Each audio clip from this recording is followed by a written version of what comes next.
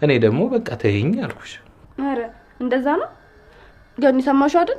ተይኝ አልፈልግሽም አለኝ። እኔ በሁለታችሁ መሀል አትክተቱኝ። ሰላም ውድና የተከበራችሁ የቻናል ቤተሰቦች እንደናችሁ ሊዳናችሁ ሁሉ ሰላማችሁ በዚህ ትበል። ለዚህ ቻናል አዲስ ናችሁ ሰብስክራይብ፣ ላይክ፣ ሼር በማድረግ ቤተሰብ ሁኑ። ቤተሰብ የሆናችሁም ከልብ ነው የማመሰግነው። ውድ ቤተሰቦቼ ሐረግ ድራማ ቀጣይ ክፍል ዛሬ ይዤላችሁ መጥቻለሁ ማለት ነው።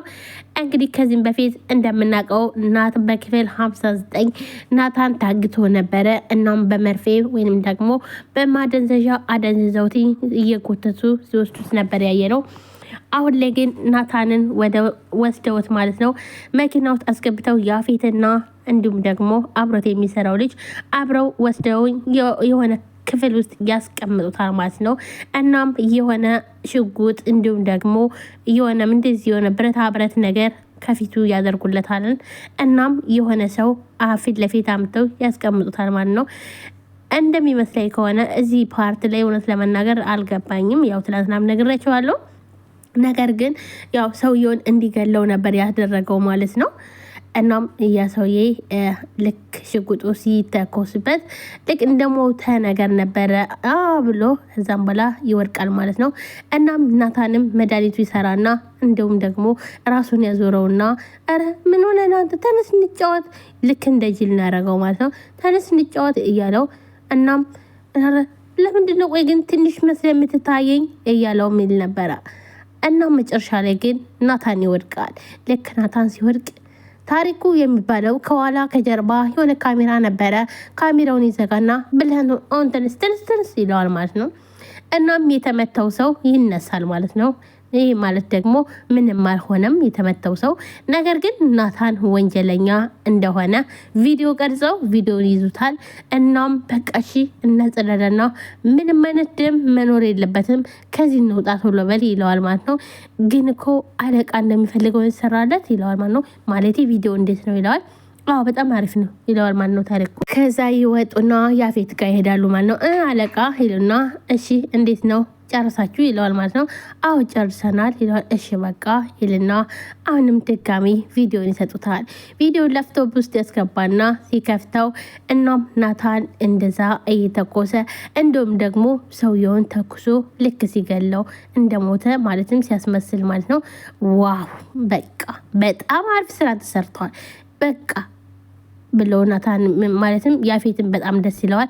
ይህንን ለኤፍራታ ስልክላት ምን አይነት ስሜት እንደሚሰማት እያለ እናም አሁን ላይ የያፌት ሀሳብ ምን ይመስላችኋል?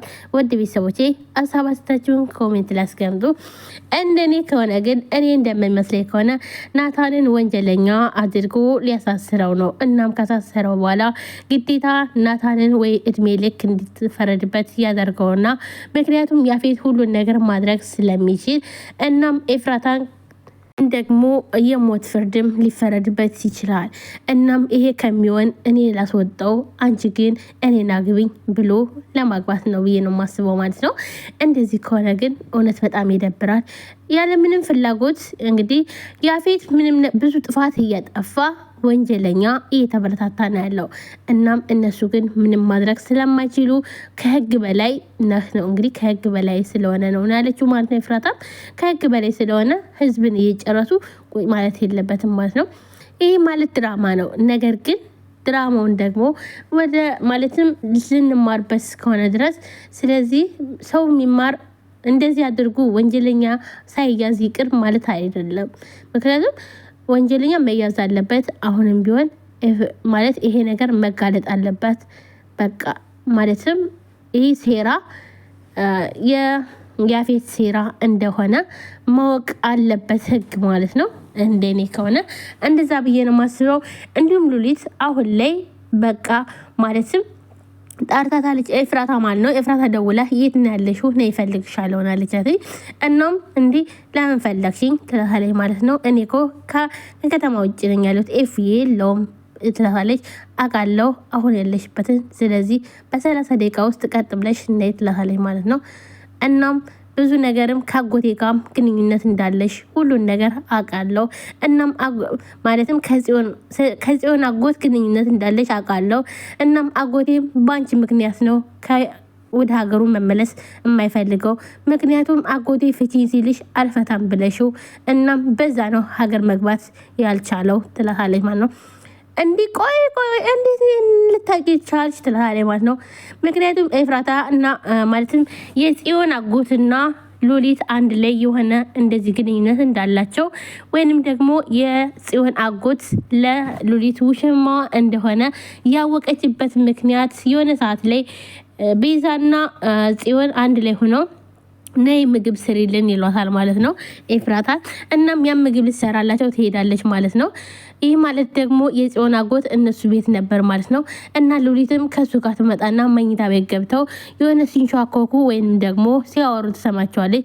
እናም ብዙ ነገር ሚስጥር ትሰማለች ውሃ እዛ ስትሄድ ማለት ነው ኤፍራታ። እናም በጣም ደንግጣ ነበር የተመለሰችው ማለት ነው። እናም ሁሉን ነገር ኤፍራታ ይህ ማለት ታውቃለች ማለት ነው። ደንግጣ ስትሄድ ግን ናታን ደግሞ ክችን ውስጥ ነበር የጠበቃት ማለት ነው።